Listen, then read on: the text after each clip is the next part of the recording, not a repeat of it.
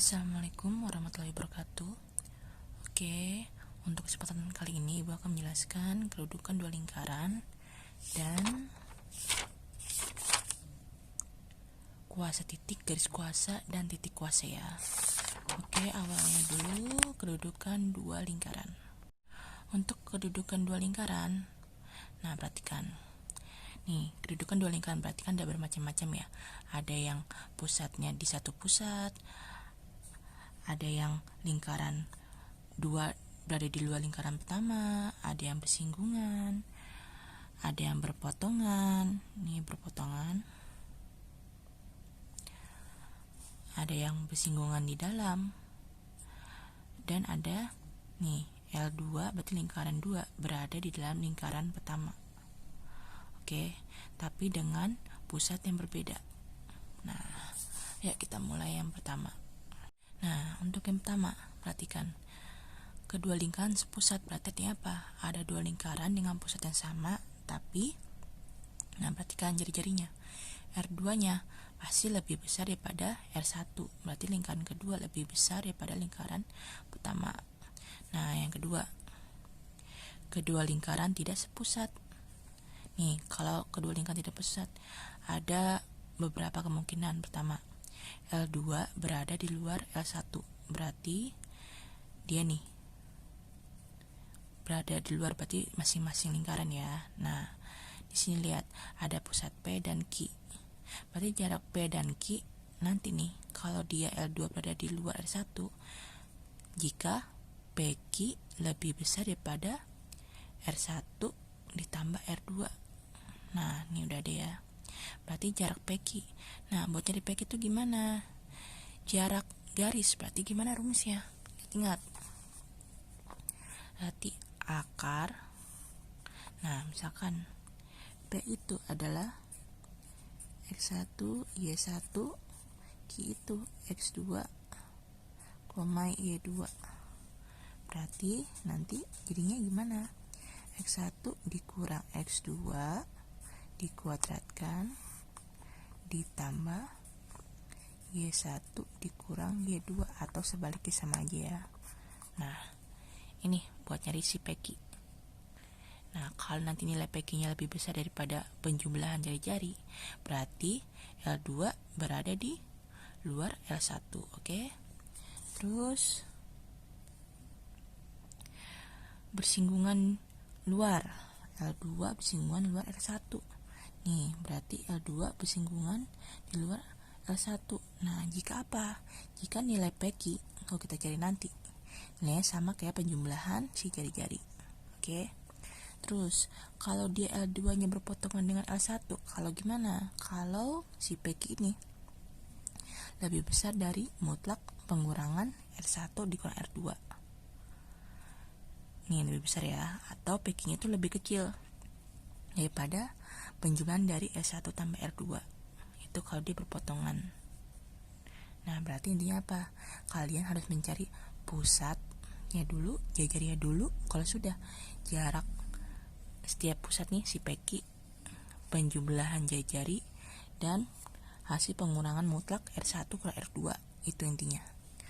Terus si D-nya L2 bersinggungan dalam. Bersinggungan dalam nih, tadi kan ada yang bersinggungan di luar, ini bersinggungan di dalam. Berarti nih kalau PQ-nya benar bersinggungan pasti nilainya sama kan. Tapi kalau ini tadi kan kalau sama, kalau si luar itu PQ itu sama dengan penjumlahan. Kalau bersinggungan di dalam berarti PQ-nya itu sama dengan seperti mutlak hasil pengurangan dari si jari-jari. Nah, terus terakhir L2 berada di dalam L1. Nah, L2-nya berada di dalam L1. Berarti nih, kalau dia seperti ini gambarnya, kalau si PQ-nya ini nilainya lebih dari 0, tapi lebih kecil dari pada hasil mutlak pengurangan R1 dikurang R2. Nah, seperti itu. Berarti intinya kalian mencari pusatnya dulu, jari-jarinya, terus PQ, terus penjumlah jari-jari, selanjutnya mutlak dari pengurangan si jari-jari. Oke? Nah, lanjut ke contohnya. Tentukan kedudukan dua lingkaran berikut. Yang si A dulu. Si A berarti kan nyari pusatnya dulu ya. Nyari pusat L1, L2 nih. Dapat pusat L1 3,5, jari-jarinya 6. Terus L2-nya pusatnya min 2,7, jari-jarinya 10. Nah, ibu bilang apa? Cari dulu panjang PQ-nya berapa. Diperoleh nih si PQ nih. Yang pusat nih. Pusat S1 Y1 X2 Y2 didapat angka 169 itu 13. Ini PQ-nya. Kalau sudah penjumlahan jari-jari berarti 6 tambah 10 16. Terus habis itu pengurangan dari si mutlak yaitu 4. Berarti bisa kita lihat PQ-nya itu lebih kecil daripada penjumlahan tapi lebih besar daripada si pengurangan ini. Berarti dia masuk ke mana tuh? Masuk ke ini ya. L2 berpotongan dengan A1. Nih, katanya PQ itu lebih besar daripada si mutlak pengurangan, tapi lebih kecil daripada penjumlahan. Benar ya? 13 itu kan lebih besar daripada pengurangan, tapi lebih lebih kecil daripada si penjumlahannya. Berarti dia berpotongan. L2 berpotongan dengan A1. Oke. Terus lanjut nomor B-nya. Ini yang B. Diperoleh pusatnya min 7,9, R1-nya 12, Q-nya 8,1, R2-nya 5. Didapat PQ-nya 17, penjumlahan jari-jari 17, R1 kurang R2-nya 7. Nih, karena PQ dan penjumlahan nilainya sama, berarti dia otomatis apa? Kalau udah sama gini, berarti dia bersinggungan di luar. Oke. Kecuali kalau si PQ ini nilainya sama seperti pengurangan, berarti bersinggungan di dalam gitu. Karena dia PQ sama dengan penjumlahan, berarti dia nih bersinggungan di luar. Oke. Lanjut. Nih, yang C-nya. Sama, cari dulu pusatnya. L1-nya pusatnya 4,1, jari-jarinya 6. L2-nya min 2,7, jari-jarinya 2. Nilai PQ-nya 10. Hasil penjumlahannya 8, pengurangannya 4. Nah, karena PQ lebih besar daripada si penjumlahan dan lebih kecil daripada S1, berarti dia masuknya nih L2 berada di luar L1 karena si PQ-nya lebih besar daripada penjumlahan. Oke, bisa ya, gampang ya. Nanti nyari PQ, penjumlahan sama pengurangan si jari-jari. Nah, kalau sudah, ini yang aplikasinya nih. Misalkan ada dua lingkaran. Lingkaran pertama, katanya lingkaran pertama berada di luar lingkaran kedua. Nah, berada di luar lingkaran berarti dia masuknya yang mana nih? Luar lingkaran.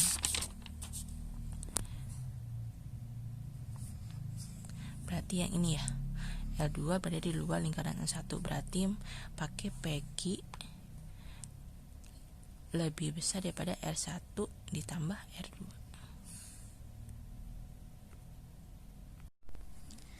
Nah, karena berada di luar lingkaran, berarti kita pakai ini ya.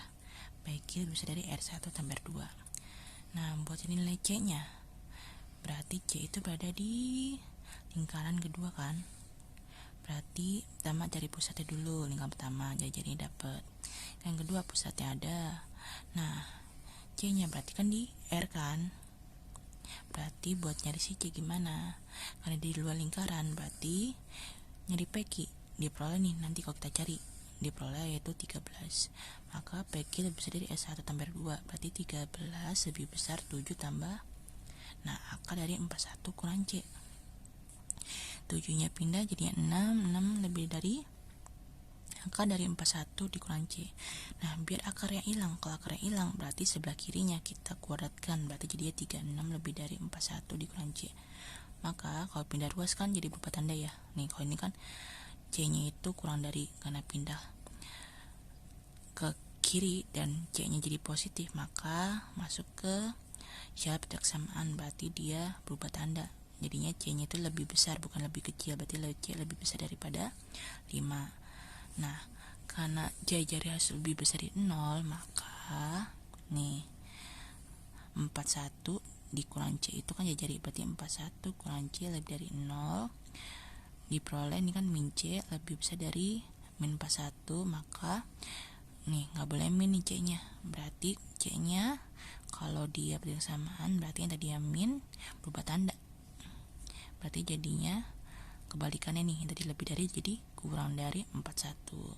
Maka kalau udah kita cari irisannya dari dua titik ini. Ini kan ada 5 dari yang ini, satu lagi 41. C lebih dari 5 berarti kan ke arah kanan ya hasilannya.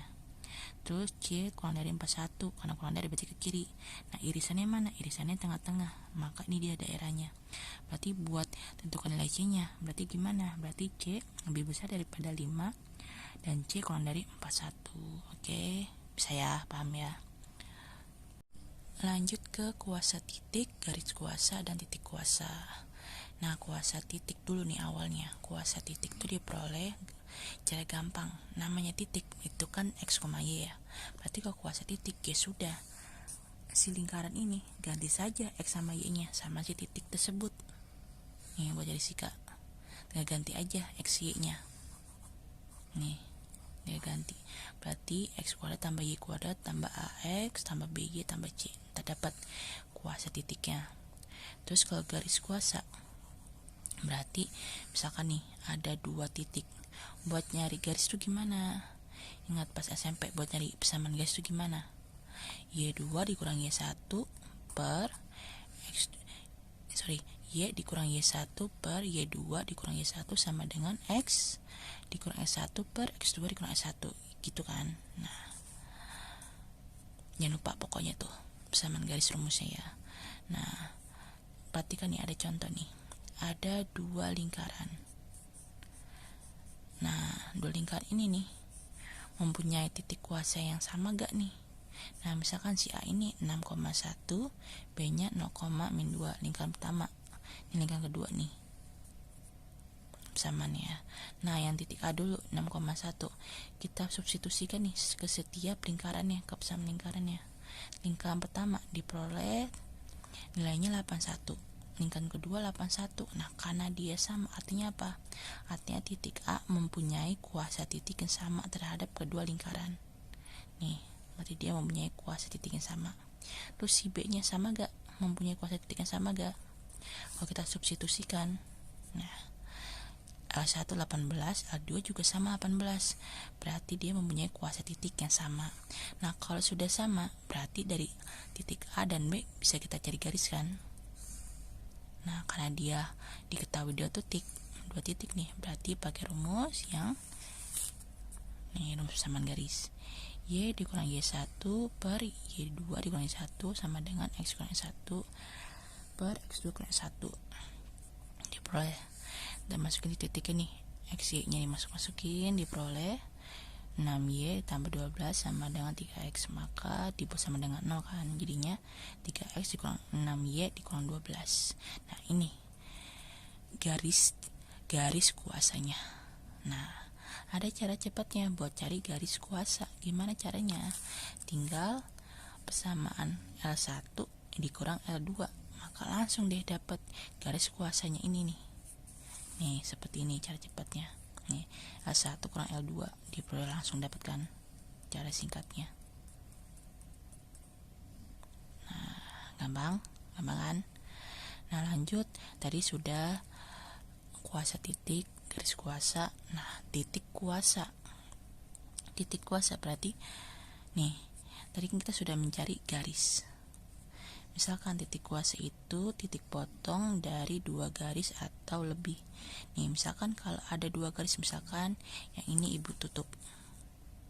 Nah, berarti ada 2 garis kan, L1 kurang L2, L3 kurang L2. Nah, kalau ada 2 garis ini, otomatis dia mempunyai 3 lingkaran kan.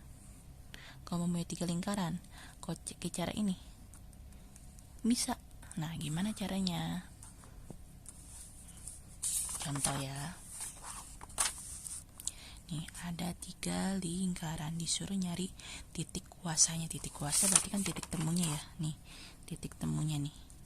Nah gimana caranya? Berarti cari dulu nih masing-masing garis kuasanya. Nih karena dia ada 3 lingkaran, berarti masing-masing cari ini dulu nih, garis kuasanya dulu. Oke, biar gampang nih. Yang pertama L1 dengan L2 kita kurangkan, diperoleh Y tambah Y sama dengan min 1. Udah nih, kalau sudah L2 dikurang L3, nah diperoleh 3X dikurang 2Y sama dengan 12. Namanya titik kuasa itu kan titik potong ya. Titik potong itu berarti kita butuh mencari nilai X dan Y. Kalau sudah, ya sudah, tinggal di eliminasi. Nih, eliminasi dari persamaan pertama persamaan kedua. Nih, diperoleh nanti nilai X ya, karena udah nih kebetulan. Nggak kebetulan, nih diubah dulu nih. Nih ibu langsung ya. Nih langsung. Ini dikalikan 2 semua, berarti 2X tambah 2Y sama dengan min 2. Nih yang bawah. Maka jadinya karena kita mau ngilangin si Y, karena tandanya yang atas min bawahnya positif, maka jadinya ditambah.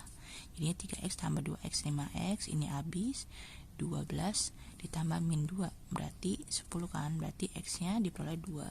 Berarti Y nya berapa? Ya udah tinggal disubstitusikan saja. Y nya min 3, berarti titik kuasanya berapa? 2, min 3. Mudah kan? Ingat, jangan lupa buat cari garis boleh pakai persamaan garis nih. Yang ini nih yang pakai rumus SMP nih, zaman SMP nih. Atau cara cepatnya langsung aja dikurang lingkaran pertama kurang lingkaran kedua, langsung diperoleh. Oke, sekian pembelajaran hari ini, semoga dapat dipahami dan dimengerti. Selebihnya mohon maaf. Wassalamualaikum warahmatullahi wabarakatuh.